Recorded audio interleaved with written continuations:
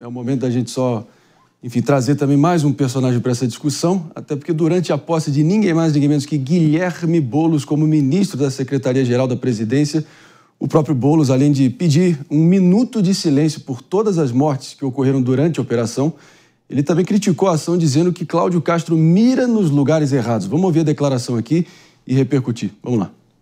Que sabe que a cabeça do crime organizado desse país não está no barraco de uma favela.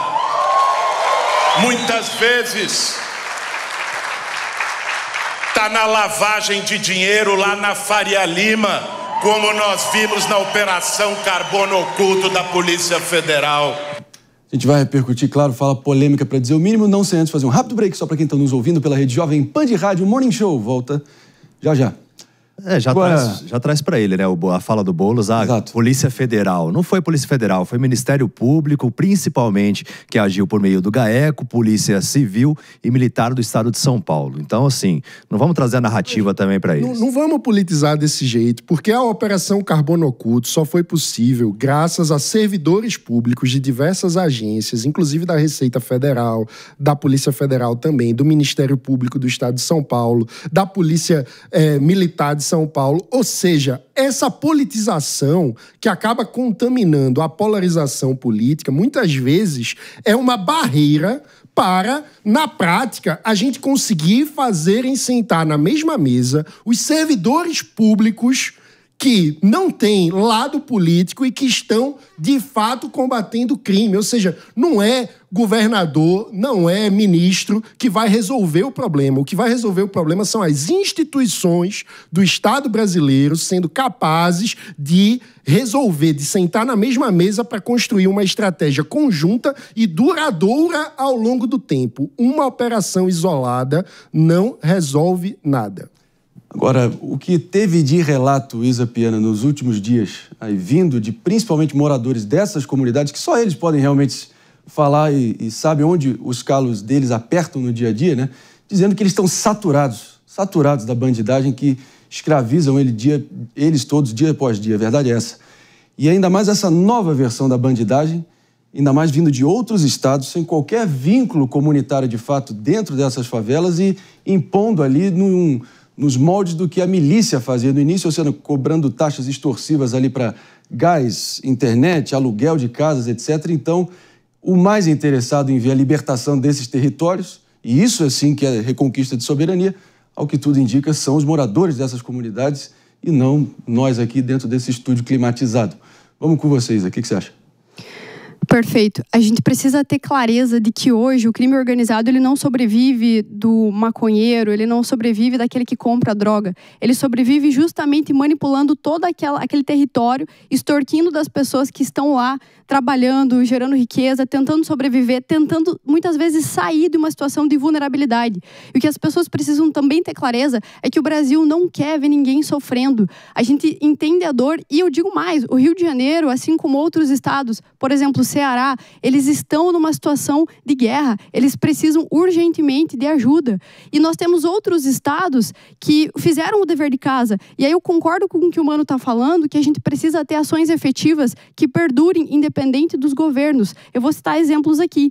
Em Santa Catarina, eu sou catarinense, nós temos toda uma integração entre as polícias. Polícia Militar, Polícia Civil, Polícia Científica, Bombeiro Militar e também a própria Guarda Municipal, muitas vezes ela é armada. Justamente porque nós estamos um passo à frente do crime. A gente precisa estar preparado e não deixar o crime tomar conta. Porque quando ele toma conta, que é o caso do Rio de Janeiro, a gente vê essa desgraça que está acontecendo. A gente vê pessoas sofrendo, famílias sofrendo. É óbvio que a gente entende a dor dessas pessoas. Mas o que nós precisamos fazer é olhar para o Brasil que está dando certo, para os estados que estão dando certo e identificar exatamente o que eles estão fazendo. E o que eu estou vendo hoje é simplesmente os políticos tirarem o corpo fora. Ah, eu não tenho culpa, não era responsabilidade minha, não é comigo. Não é esse o caminho que a gente tem que seguir. A gente precisa falar de política pública séria para resolver o problema, baseado em quem está fazendo a coisa certa. Isso é fundamental a gente levar em conta também, porque ficar também se pautando pela mediocridade, os piores exemplos, realmente é a certeza, é a receita para a gente ficar rodando em círculos, enxugando gelo e jamais, enfim, realmente aplicando o que precisa ser aplicado de uma vez por todas. Mano Ferreira, o que você achou? Não, exatamente. O ponto fundamental é esse. É como que a gente pode fazer com que a política de segurança pública funcione de forma integrada, onde essas disputas por protagonismo fiquem como página do passado. O que a gente precisa é que a Polícia Federal, a Polícia Militar, a Polícia Civil consigam construir estratégias conjuntas e duradouras. E muitas vezes, sequer as polícias se conversam no mesmo estado. Quando a gente fala da situação institucional da Polícia do Rio de Janeiro, todo mundo sabe que hoje a milícia e o tráfico são quase irmanados, ora em disputa, ora em associação. E todo mundo sabe que a milícia surgiu da polícia atuando sem lei. Enquanto a gente ficar romantizando, seja os traficantes tratando como se fossem vítimas da sociedade, seja tratando o Estado como perfeito e intocável... Pois é... Não dá para ficar com essas narrativas de romantização como se fosse sempre o bandido contra o mocinho, o vilão e o herói, o bem contra o mal. A questão é de construção institucional. Não é populismo que resolve. É trabalho sério. E trabalho sério não é baseado simplesmente em uma operação midiática com centenas de mortos, sem uma estratégia continuada para, de fato, ocupar o território com política pública. Não, eu acho enfim, que, a provocação aqui vai agregar discussão. Vamos aqui com o David, por favor. Não, eu acho que só um consenso... Brevemente, a gente segue em frente. Um consenso que realmente deve haver é importante a retomada dos territórios? Claro que é, fundamental. Então essa ação foi para isso. Mas o mais importante é isso. E a gente chegou lá... A colega estava falando aqui sobre a população fica oprimida na mão das facções. A minha pergunta é, a população tem acesso à educação, gás, internet, luz? Muitas vezes não, porque o Comando Vermelho não deixa. Ou o Comando Vermelho dá acesso a essas pessoas, e é por isso, porque existe um vácuo de poder, porque o Estado não está fazendo o seu papel, e aí o que acontece então, existe uma oportunidade, né, inclusive econômica. Eu não estou aqui defendendo o Comando Vermelho, não estou dizendo que as facções são salvadoras da pátria, mas a minha pergunta é, o Estado está fazendo o papel dele em prover para a população a educação adequada, a saúde adequada, o acesso à internet, luz, água. Então, Mari, mas aí eu te pergunto, como que o Estado vai fazer, sendo que o território está tomado pelos traficantes, pelos integrantes do Comando Vermelho, que não deixam nem mesmo subir ônibus. Eles colocam lá mototáxi, o mototáxi que vai trabalhar, eles têm que pagar uma contribuição ainda pro Comando Vermelho. Então, como é que vai ter acesso a tudo isso? Mototáxi, comércio, aluguel de casas... É preciso ter um estudo detalhado sobre cada mercado que foi dominado pelo crime organizado. Por exemplo, no caso da internet, hoje já existe tecnologia para internet via satélite, por exemplo. Como que o crime organizado consegue impor a internet com o monopólio do crime organizado? Você não vai lá e mata o cara. Cabeamento. Sim, mas vai matar o satélite se a gente tiver uma política pública integrada que consiga fazer com que o provedor opere via satélite. A gente precisa asfixiar financeiramente a lógica como o crime organizado vai se impondo no território. Não, nisso eu concordo. E o quanto a polícia está organizada... Olha, eu preciso seguir adiante aqui. Concluindo, então. Brevemente. Pode. Podemos seguir adiante. Que, claro, vai ter amplo espaço aqui para a gente seguir debatendo, mas realmente proponho que a gente convoque aqui agora quem realmente tem muita experiência nessa frente, conhecimento de causa para dizer o mínimo, né? E quem realmente tem as informações sobre tudo que vem transcorrendo aí no Rio de Janeiro nos últimos dias, né?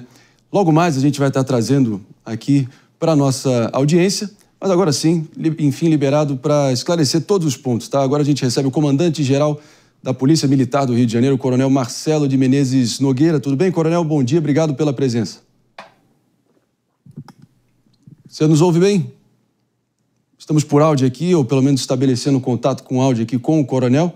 À medida que a produção aqui já vai finalizando esse contato, a gente segue aqui com a bancada, repercutindo naturalmente todos os tópicos aqui. Vai que é a sua dele. Porque a gente vai entender com o coronel, né, de que forma então que foi planejada essa ação, até mesmo o objetivo dessa incursão e o que vai ser feito posteriormente. Qual que é o objetivo, que é o que a gente está debatendo aqui. Acho que o sinal ainda não está estabelecido porque ele está no cortejo justamente do velório dos policiais militares que infelizmente foram vitimados nessa ação, que estão sendo velados nesta quinta-feira. Até porque... Coisa pena. A garantia que a maior garantia que o Estado tem que dar é segurança. E justamente o Estado existe para dominar um território. E não é o que está acontecendo hoje. Então, o Estado não consegue nem chegar lá no morro. Ele, enfim, toma bala. A facção está muito melhor armada do que o Estado. Então, como é que ele vai levar uma política pública, por exemplo?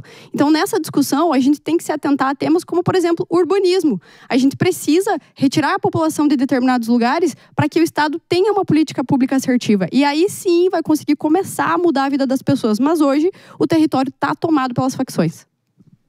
Não só tomado, mas, enfim, completamente tomado, dominado, e a lei do fuzil imperando por ali. E, claro, quem realmente for capaz de conseguir aliar essas duas perspectivas, né, de curto prazo, de enfrentamento, reconquista territorial e depois a ressocialização comunitária daquele lugar, educação em tempo integral, saneamento, escola, esporte, enfim, aí sim vai ter o apoio dessas populações tão sofridas nesses lugares. Agora, o fato é o seguinte, realmente, o que mais está pegando, ao que tudo indica, vários, diversos, um sem fim aqui de relatos, Mano Ferreira, realmente é a capacidade desses bandidos de cobrar essas taxas abusivas, extorsivas, os mesmos bandidos que assaltam residências já nesses lugares com posses míseras, né, mínimas.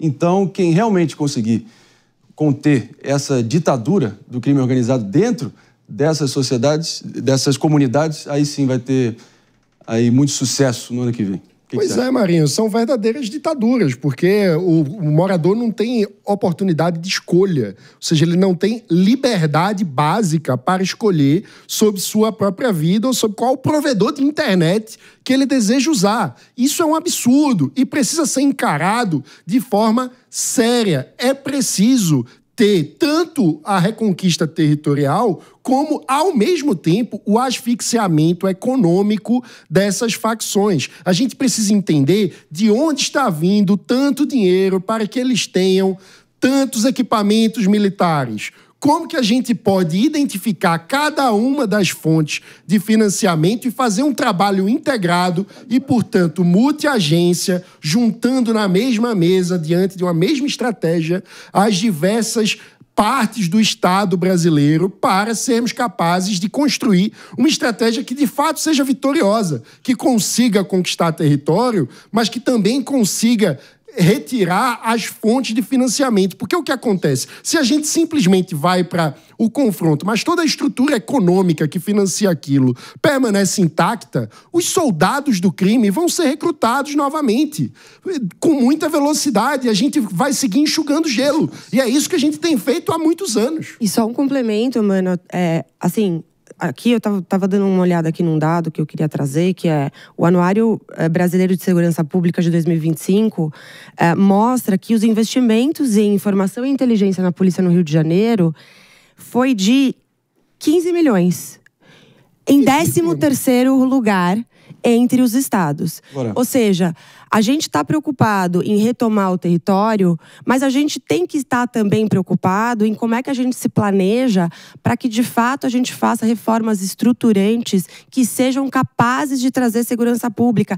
E, ao meu ver, o que está acontecendo agora é uma espetacularização de todo esse caos que está instaurado no Rio de Janeiro, aqui às vésperas da eleição do ano que vem, onde a gente sabe que a segurança pública é um tema que pega no coração, né? É um tema que gera emoção imediata, um senso de urgência, porque quando você fala não estamos seguros, é ninguém, né? Você pensa no seu pai, nos seus netos, nos seus filhos. Então, o que a gente está vendo aqui talvez não seja um planejamento muito claro e muito mais uma espetacularização para que isso vire uma plataforma política.